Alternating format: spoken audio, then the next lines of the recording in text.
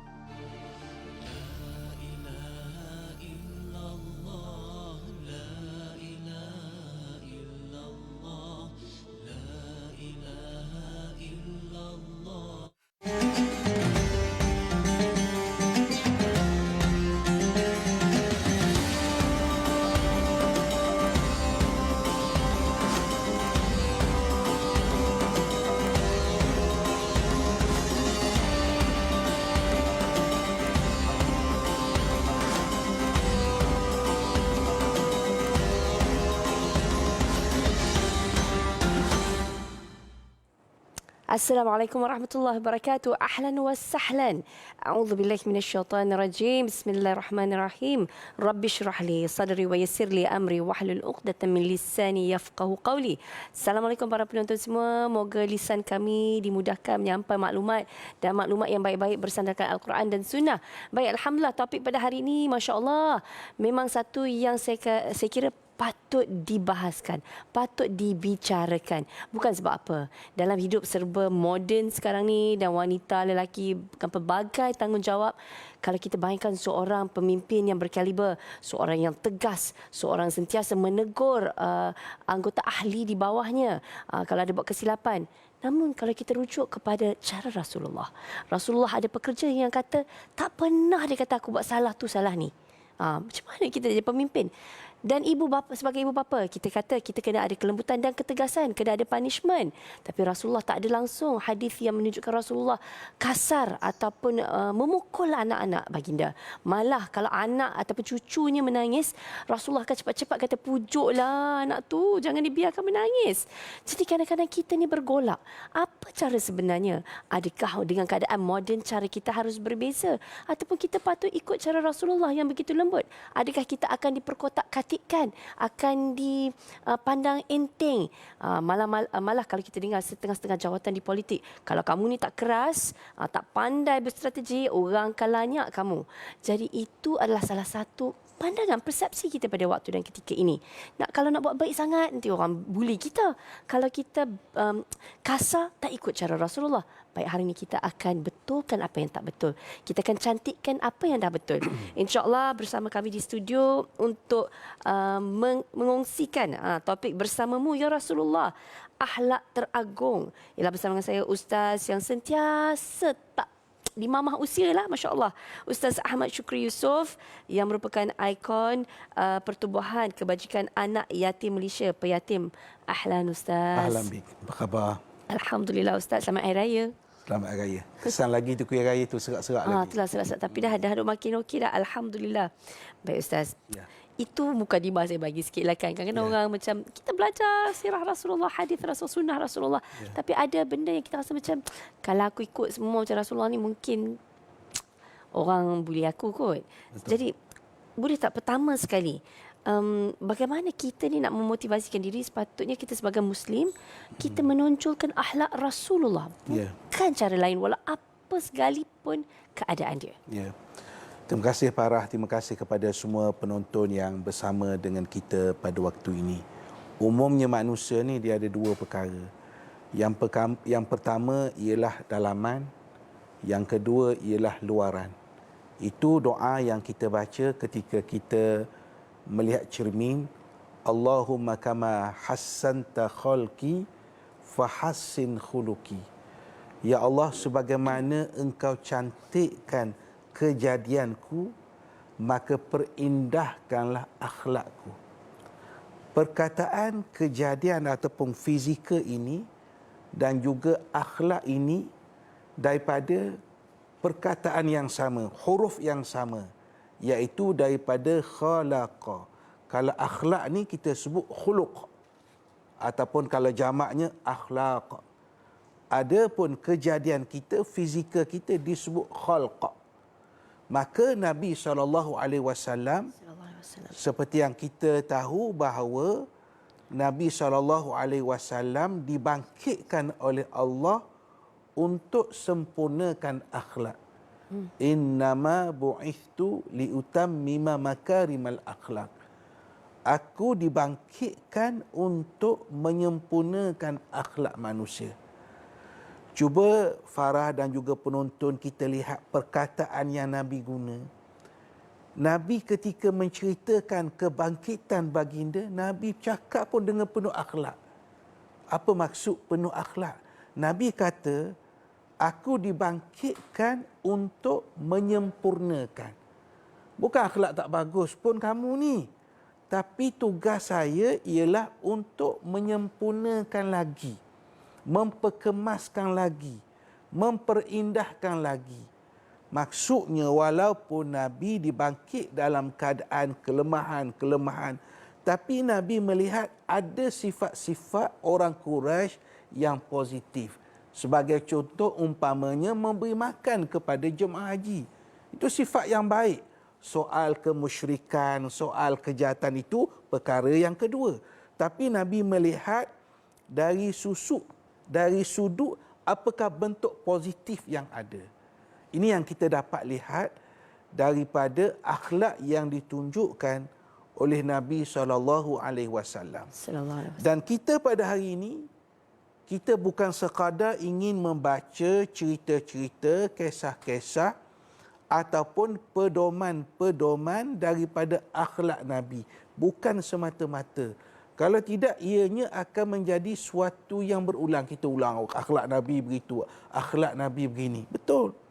Tapi tugas kita sebenarnya ialah macam mana akhlak-akhlak itu untuk kita zahirkan dalam kehidupan kita.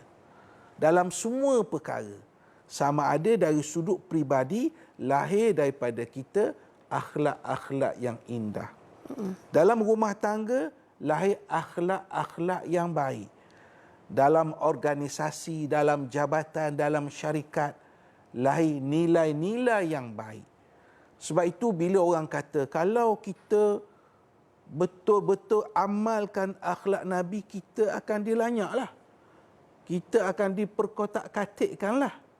Sebenarnya kita kata begitu sebab kita tak buat lagi. Cuba kita buat. Cuba kita amalkan. Ia akan memberi impak yang besar. Sebagai contoh, kita tengok satu kisah yang pernah berlaku di zaman Nabi. Seorang lelaki yang namanya Abdullah. Dalam hadis disebut namanya Abdullah, dikenali sebagai Al-Himar. Lelaki ini, dia ada kelemahan dia. Kelemahan dia ialah dia suka minum arak. Kesalahan besar. Dan dia pernah dihukum oleh Nabi SAW. Nabi pernah pukul, pernah sebat kerana kesalahan minum arak.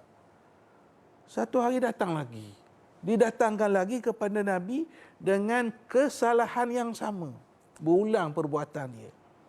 Jadi ada sahabat-sahabat yang berada di sekitar Nabi menyatakan rasa tidak senang dan mahu mengutuk perbuatan tersebut. Apa kata Nabi? La tal'anuhu fa innahu yuhibbullaha wa rasulah. Jangan kamu kutuk dia kerana dia mencintai Allah dan mencintai Rasulnya sallallahu alaihi wasallam. Sallallahu alaihi wasallam. Kita lihat sisi akhlak Nabi. Memang dari sudut kesalahan mesti dihukumlah. Kesalahan mesti dihukum. Tetapi kesalahan seseorang itu, seorang Muslim itu, seorang mukmin itu bukannya sebagai satu lesen kepada kita, kebenaran kepada kita untuk menghina, untuk mengutuk saudara kita sendiri. Kita perlu melihat sisi positif yang berada pada kawan kita, pada sahabat kita. Takkanlah pada seorang itu semuanya buruk, semuanya tak baik. Ada sisi-sisi yang baik. Maka agama mengajar, akhlak mengajar kepada kita supaya kita melihat sisi yang baik. Adapun sisi yang tidak baik itu harus diperbetulkan, dibaiki dengan cara yang terbaik, dengan uslub yang terbaik.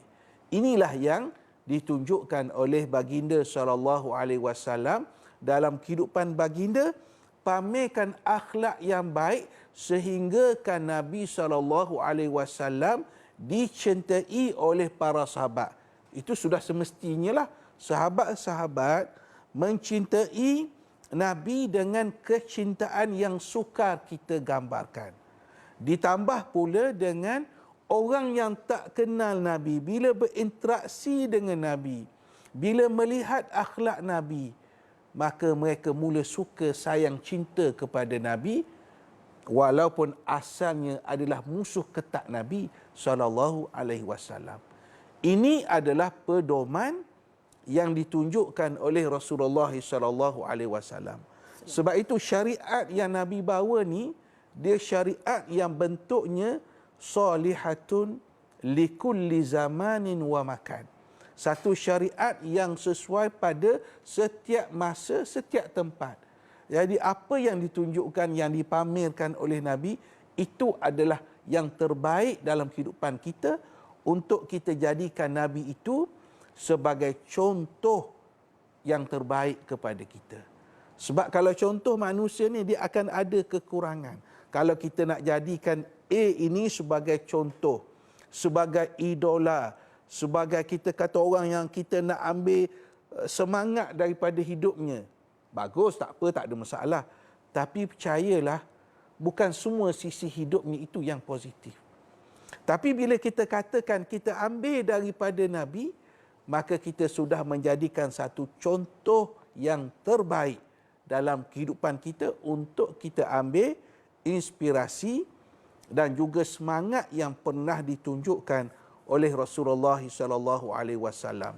Maka sudah tentu apabila kita mencintai Nabi, mesti wajib kita ikut akhlak dan juga pedoman yang pernah ditunjukkan oleh Rasulullah SAW. Sallallahu alaihi wasallam. Baik Ustaz, satu pencerahan yang baik, jelas, tidak ada keraguan. Namun kan kalau dalam kehidupan seharian kita ni, kadang-kadang kita akan untuk satu-satu latihan, satu-satu bidang, kita akan hantar staf kita, diri kita, anak kita pergi ke kursus tertentu. Dan kadang-kadang kursus tu mendidik, mengajar cara dan kaedah pengurusan yang efektif. Namun mungkin tidak mengikut sunnah. Dia tidak haram tapi tak ikut sunnah. Mungkin kasar, mungkin ketegasan yang berbeza dengan cara Rasulullah, pendekatan Rasulullah. Jadi dalam keadaan sebegitu, apa kita patut fikirkan? Apa cara yang patut kita guna pakai? Adakah kalau selagi tidak melanggar syariat, walaupun tak sama dengan cara akhlak Rasulullah, kita patut ikut? Ataupun no, jangan sekali-kali kita terpedaya, walaupun dikatakan efektif, ada testimoni, namun kita ikut cara Rasulullah juga. Ini kita nak kongsikan sebab sekarang ni memang ada banyak seminar, banyak latihan, banyak kursus kita hadiri yang kadang-kadang tidak benar-benar mengikut sunnah. Jadi apa yang perlu kita lakukan? Apa pilihan yang patut kita ambil? Sekembalinya kita nanti.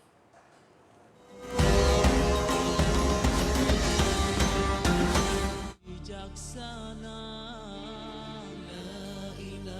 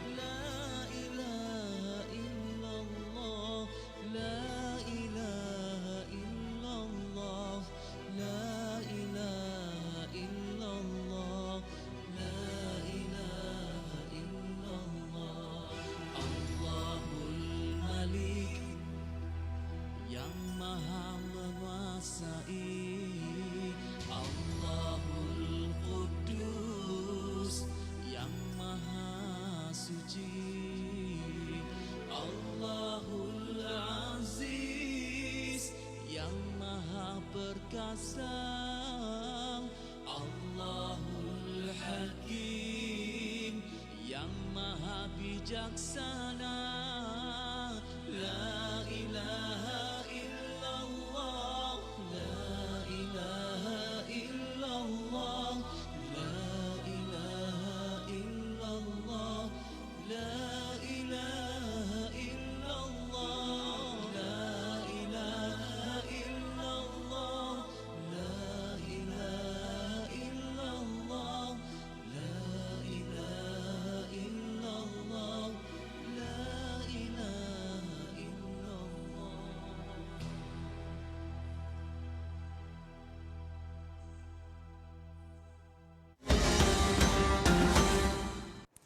Baik, selamat kembali. Sudah pastinya kita sebagai umat Islam, kita mahu menjadikan Rasulullah sebagai contoh kita. Dah memang kita sebut inilah cara dia. Namun kadang-kadang dalam mengharungi kehidupan seharian, dalam kursus, dalam pendekatan, kita dilatih dengan cara bukan Rasulullah, bukan sunnah. Mungkin dikatakan tidaklah melanggar syariah, Ustaz. Ya. Tapi kalau kita analisa benar-benar sunnah Rasulullah, hadis Rasulullah, dia agak berbeza. Bukan agak, dia berbeza. Jadi apa pandangan Ustaz? Ketika sahabat-sahabat bertanya kepada Aisyah tentang bagaimana akhlak yang ada kepada Nabi ni, Aisyah jawab dalam bahasa yang sangat mudah. Aisyah kata, kana khuluquhul Quran. Adalah akhlak Nabi SAW itu ialah Al-Quran. Kalau kita ambil persoalan yang dikemukakan oleh Farah dengan apa yang dijawab oleh Aisyah tentang akhlak Nabi ialah kita dalam apa situasi pun kita kena ambil contoh yang terbaik daripada Nabi. Sebab contoh ni pasti. Laqad kana lakum fi Rasulillah uswatun hasanah. Adalah pada diri Rasulullah itu contoh tauladan yang terbaik. Memang ada kursus-kursus tertentu, seminar-seminar tertentu yang dikatakan efektif, yang dikatakan berkesan. Tetapi mengambil cara yang sangat berbeza. Kita tak sebut berbeza lah, sangat berbeza. Budaya Nabi, akhlak Nabi bercakap dengan bahasa yang baik. Dia kata tak apa kita tengking, ini akan meningkatkan semangat. Sudah tentu perkara ini satu perkara yang batil, perkara yang tidak benar. Kerana akhlak Nabi itu sendiri, Nabi bercakap dengan ucapan-ucapan yang baik.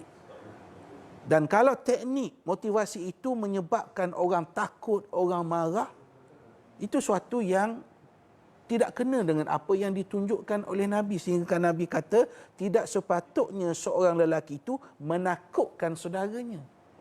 Maknanya, apa yang patut kita buat ialah kita bawa akhlak-akhlak yang mendamaikan. Dan ada orang anggap bila seorang tu rasa takut, malu kepada kita, maka mudah ianya berkesan. Sebenarnya dia buat itu bukan kerana malu pada kita. Kerana dia takut pada kita. Takut pada kita bukan takut peribadi. Kerana takut itu, takut ini, tak naik pangkat dan sebagainya. Dan perkara ini bersifat sementara. Ia tidak akan memberi kesan yang berpanjangan. Justru itu kita lihat apa yang dituturkan oleh Nabi SAW itu diingat begitu baik oleh sahabat-sahabat Nabi. Setiap kata-kata Rasulullah itu diingat oleh sahabat. Maknanya Nabi menuturkan kata-kata yang memberi kesan yang baik kepada para sahabat radhiyallahu anhum. Macam kita lah. Kita ada ibu, kita ada ayah mungkin yang masih bersama kita dan ada mungkin yang telah meninggalkan kita. Katalah mak ayah kita telah meninggalkan kita. Walaupun mak ayah kita puluhan tahun meninggalkan kita, kita akan masih ingat kata-kata mak kita walaupun kata-kata itu biasa. Sebab ianya berkesan. Contoh, mak kita kejutkan kita waktu sahur. Bangunlah, makanlah sikit. Contoh, kita akan ingat sampai bila-bila. Perkataan itu biasa, tapi perkataan yang lunak, yang akan memberi ketenangan kepada kita, kita akan ingat sampai bila-bila. Maka itulah contoh yang ditunjukkan oleh Rasulullah SAW. Jadi kita jangan anggap apa yang kita, strategi kita itu terbaik, tetapi panduannya ialah kasih sayang. Bentuk macam mana nak sebarkan kasih sayang itu mungkin terbuka kepada perbincangan, tapi kena sebarkan kasih sayang, hormat, menghormati antara satu sama lain. Irhamu man fil ardi yarhamkum man fis sama. hendaklah kamu kasih kepada siapa yang ada di dunia, nescaya pihak langit juga kasih kepada kamu. Buat baik, balasannya adalah kebaikan, insya-Allah. Masya Allah. Dan sebenarnya Ustaz, hari ini Ustaz juga akan kongsikan kepada kami satu platform yang akan mendidik anak-anak di seluruh ASEAN yang dibangunkan dengan silibus yang international, tapi berada di negara kita sendiri, yang akan mendidik anak-anak kita berfikir, berakhlak, bekerja, berinteraksi dalam persekitaran antarabangsa, bukan sahaja di Malaysia, antarabangsa, cara Rasulullah. Bagaimana kita dapat terlibat sekali dalam projek ini? Ya, Pertubuhan Kebajikan Anak-anak Yatim Malaysia ataupun ringkasnya Peyatim berhasrat untuk menubuhkan satu akademi yang kami namakan APIA. Akademi Pengajian Islam Anak-anak Yatim ASEAN. Akademi Pengajian Islam Anak-anak Yatim ASEAN. Bila kita sebut akademi ini, ia adalah satu pusat latihan, pusat belajar yang akan menempatkan semua anak-anak yatim dari kalangan negara ASEAN. Dia bukan Malaysia sahaja, tetapi seluruh ASEAN kita tempatkan di pusat kita, di akademi kita, untuk kita memberi bimbingan yang terbaik seperti mana apa yang pernah dibuat oleh Rasulullah sallallahu alaihi wasallam. Kerana Farah, kita melihat begini. Kita kalau nak bangkitkan balik anak-anak yatim ni supaya mereka keluar daripada kepompong kesusahan, kemiskinan, dia perubahan itu mesti daripada sikap, akhlak yang kita bicarakan. Yang kedua ialah melalui pendidikan. Ini dua perkara yang penting untuk jaya. Dia syakhsiah mesti baik. Yang kedua, ada pendidikan. Sama ada pendidikan formal, kita punya ijazah dan sebagainya. Yang kedua ialah kemahiran. Maka menjadi satu hasrat besar daripada kami mengajak seluruh penonton juga untuk bersama-sama kami untuk kita bangunkan Akademi Pengajian Islam Anak-anak Yatim ASEAN ini, supaya kita secara sistematik boleh memberi pendidikan yang terbaik kepada anak-anak yatim kita. Kita tak mahu bila sebut anak yatim mereka ditinggalkan ataupun mereka tidak mempunyai matlamat hidup. Mereka tak ada sesuatu yang boleh mereka teruskan. Kita mahu supaya insya-Allah anak-anak yatim kita ini satu hari menjadi leader, menjadi pemimpin kepada kita, menjadi orang yang berbakti kepada masyarakat. Dan sebenarnya usaha ini bukan usaha persendirian, dan saya fikir ini usaha kita bersama untuk kita bantu kepada penumbuhan APIA ini. Jadi saya meminta, merayu kepada tuan-tuan, puan-puan semua agar sama-sama kita dapat menyumbang untuk kita bangunkan APIA ini supaya hasrat suci kita memberi pendidikan yang terbaik kepada anak-anak yatim ini tercapai. Kadang-kadang Farah, kita fikir bila nak bangunkan ni mesti jumlah yang besar, infak yang besar. Satu sudut betul lah. Tapi sebenarnya kita infak ni, kita derma ni, kita wakaf ni bermula mengikut kemampuan yang ada kepada kita. Mulakan dahulu. InsyaAllah bila kita mulakan dahulu, kita infak barang RM10, RM20, itu satu permulaan yang baik kepada kita, kerana insyaAllah ianya menjadi satu amal soleh yang berterusan kepada kita, seperti mana yang selalu kita sebut tentang hadis, antara perkara yang kita tinggalkan tapi terus memberi manfaat ialah antara bentuknya sedekahun jariyah.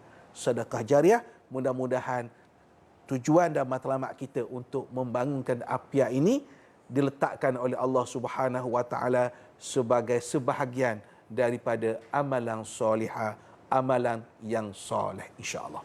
InsyaAllah. Dan buat pengetahuan anda semua, kalau melalui persatuan ini, dia ada kesinambungan dengan akademi dia, dengan college. Betul. Maksudnya anak-anak ini daripada seluruh ASEAN ni bukan saja dididik di peringkat sekolah, namun ada platform sampai ke college. Dan ini adalah sekira satu usaha yang sangat baik kerana kita ada interaksi antara umat Islam, anak-anak yang bakal menerajui negara di peringkat global, dan mereka ada networking Dan ini adalah satu gerakan yang baik agar kita ada intellectual Islam mengikut cara Rasulullah, berpaksikan Al-Quran yang dapat bergerak bersama-sama, bukan pada skala hanya nuklis Malaysia, tapi pada skala yang lebih besar, iaitu sekurang-kurangnya di ASEAN. Ini satu pendekatan yang luar biasa. Para penonton, ayuh kita sama-sama terlibat dalam projek ni, projek besar ni, untuk memartabatkan anak-anak yatim menjadi penggerak ummah. InsyaAllah para penonton cepat-cepat dapatkan maklumat di bawah dan cepat-cepat transfer dana. Sikit ke banyak ke tak kisah. Moga Allah terima amalan kita insyaAllah. Ustaz, jazakallah khairan kathiran. Tahniah Ustaz, ni amazing punya projek. Doakan. Allah, insyaAllah. Dan para penonton, kita akan rehat seketika. Cepat-cepat transfer dan kita akan kembali selepas ni insyaAllah.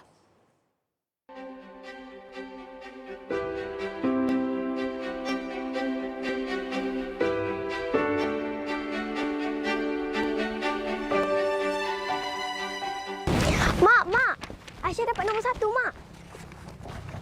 Betul cakap Mak. Walaupun kita miskin, tapi kalau kita berusaha bersungguh-sungguh, mesti berjaya. Allah sentiasa bersama dengan orang yang sabar, kan, Mak?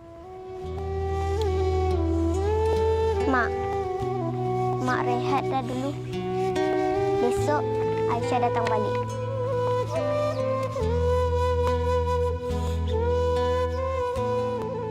Berilah sedikit senyuman di wajah mereka dengan berinfak ke Persatuan Kebajikan Anak Yatim Malaysia.